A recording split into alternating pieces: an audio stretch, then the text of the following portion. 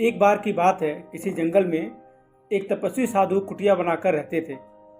एक दिन जब वो तपस्या कर रहे थे, तभी उनके गोद में एक गिलहरी ऊपर से आकर गिर गई। उन्होंने देखा गिलहरी खून से लथपथ है।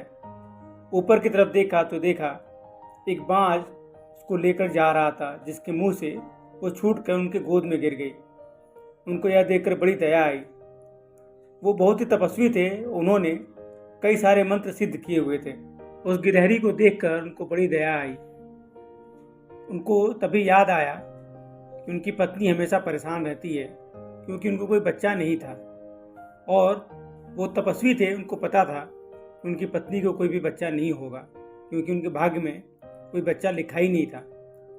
उनकी समस्या का निवारण करने के लिए तपस्वी ने सोचा कि चलो मैं अपने मंत्र से इस गिलहरी को एक छोटी बच्ची बना देता हूँ और अपने पत्नी को दे दूंगा, वो भी खुश हो जाएगी। ऐसा सोचते हुए उन्होंने एक मंत्र पढ़ा और गिलहरी को एक सुंदर से छोटी बच्ची में परिवर्तन कर दिया। फिर वो उसे लेकर अपने पत्नी के पास गए और उसे दे दिया। उनकी पत्नी बड़ी खुश हुई देखकर। फिर वो दोनों मिलकर लालन पालन करने लगे और जैसे जैसे दिन बीतता गया वो दोनों भूल गए, खासकर वो ऋषि भूल गए कि वो एक गिलहरी थी जिसको उन्होंने बच्ची बनाया था। जब वो बच्ची थोड़ी बड़ी हुई तो उनकी पत्नी ने उसका नाम सुचिता रख दिया और देखते देखते वो बच्ची 16 साल की हो गई। फिर उनकी माँ को ये सताने लगा कि इसे शादी की जाए। उन्होंने ऋषि से कहा कि अब बेटी शादी करने योग्य हो गई है। उस साधु ने उस बेटी की तरफ देखा, कहा हाँ ये शादी करने लायक हो गई है, अब इसके लिए उचित वर ढूंढना पड़ेगा। फिर दूसरे दिन उन्होंने तपस्या की और भगवान सूर्य को याद किया। सूर्य देवता तुरंत हाजिर हो गए। उन्होंने कहा कि बताइए आपने मुझे क्यों याद किया। उन्होंने बताया कि मेरी बेटी शादी योग्य हो गई है और मैं चाहता हूँ कि आप उससे शादी करो, तो क्या आप उससे शादी करना चाहेंगे।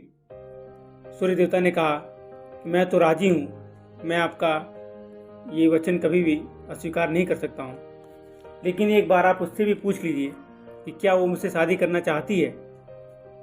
ऋषि ने बेटी को बुलाया और पूछा कि क्या तुम सूर्य देवता से शादी करना चाहोगी। सुचिता ने कहा कि ये इतने गर्म हैं कि मैं इनसे शादी कैसे कर सकती हूँ, ये तो मुझे जलाकर भस्म कर देंगे, मैं इनसे शादी नहीं कर पाऊंगी। बात सही थी। फिर ऋषि ने सूर्य देवता से कहा कि ये आपसे शादी नहीं कर पाएगी क्योंकि आप बहुत गर्म हैं, आप ही कोई एक अच्छा वर हमें बताइए। सूर्य देवता ने कहा कि मेरे से अच्छे बादल हैं जो मेरी गर्मी को सोख लेते हैं, तो आप उनसे एक बार शादी का प्रस्ताव रखिए। ऋषि ने तुरंत बादल को याद किया, बादल हाजिर हो गए। उन्होंने बादल को बताया कि वो अपनी बेटी की शादी उनसे करना चाहते हैं। बादल ने कहा ठीक है, मैं तो करने के लिए तैयार हूँ, क्या आपकी बेटी शादी करने के लिए तैयार है। ऋषि ने फिर अपने बेटी से पूछा कि क्या तुम बादल से शादी करोगे। तो बेटी ने कहा कि पिताजी मैं शादी तो करूँगी, लेकिन ये इतने काले हैं, मैं इतनी गोरी हूँ, हमारा कोई मेल नहीं है, तो हम शादी कैसे कर सकते हैं। ऋषि ने बादल को फिर माफ़ी मांगी और कहा कि आप ही बताइए, कोई आपसे अच्छा वर है तो मैं उससे अपनी बेटी की शादी करा दूंगा। बादल ने कहा कि मेरे से अच्छे वायु देवता हैं, आप उनको बुलाइए, क्योंकि वो मुझे तितर बितर कर देते हैं।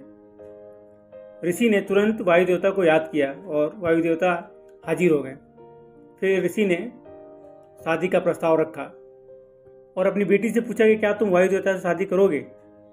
बेटी ने कहा कि पिताजी मैं कैसे शादी कर पाऊंगी इनसे, ये तो कभी एक जगह स्थिर नहीं रहते, हमेशा यहाँ वहाँ भागते रहते हैं, तो मैं इनसे शादी नहीं कर पाऊंगी। फिर ऋषि ने वायु देवता को कहा कि क्या आपके नज़र में कोई सुयोग्य वर है तो आप मुझे बताइए। वायु देवता ने कहा कि आप एक बार पर्वत से बात कीजिए, वो हमेशा एक जगह रहते हैं और अडिग हैं, उनको कोई भी हिला नहीं सकता, और बहुत ही ताकतवर और मेरे से ज़्यादा सुयोग्य हैं, वो मेरा रास्ता भी रोक देते हैं, तो एक बार आप उनसे ज़रूर पूछिए। ऋषि ने पर्वत देवता को याद किया और वो हाजिर हुए। फिर ऋषि ने अपनी बेटी से पूछा कि क्या तुम इस पर्वत से शादी करोगी।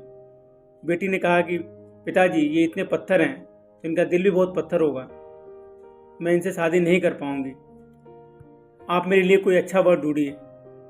फिर ऋषि ने पर्वत से पूछा कि क्या आपसे कोई सुयोग्य वर आपकी नज़र में है जो आपसे भी ज़्यादा शक्तिशाली और अच्छा हो। पर्वत ने कहा कि हाँ, एक है जो मेरे अंदर भी छेद कर देता हो, मेरे से भी ज़्यादा शक्तिशाली है। पर्वत ने भी इतना कहा ही था, तभी पर्वत के अंदर से एक चूहा छेदते हुए बाहर गिरा। ऋषि की बेटी ने उसे देखते ही प्रसन्न हो गई, कहा कि हाँ, ये मेरे लिए सुयोग्य वर है, देखो इसके कान कितने अच्छे हैं, इसकी पूंछ कितने सुंदर हैं, ये बिल्कुल परफेक्ट है मेरे लिए, आप मेरी शादी इससे ही करवा दीजिए। यह सुनते ही ऋषि को याद आ गया, ये जो मेरी बेटी है सुचिता, ये तो गिलहरी है, इसका रूप तो बदल दिया मैंने, पर इसका मन कैसे बदलूंगा। रूप बदलने के बावजूद भी इसका मन अभी भी वही गिलहरी वाला ही है, इसलिए इसकी पसंद भी वैसी ही है। ऋषि ने एक मंत्र पढ़ा और उसको दोबारा गिलहरी के रूप में परिवर्तित कर दिया और उसकी शादी उस चूहे से करा दी और दोनों काफ़ी प्रसन्न हो गए। दोस्तों, कहते हैं बाहरी आवरण बदलने से किसी का मन नहीं बदलता है, किसी का दिल नहीं बदलता है, मन और दिल तो वही रहता है, चाहे उसका बाहरी आवरण कितना भी परिवर्तित हो जाए। दोस्तों, आशा करता हूँ कि कहानी पसंद आई होगी।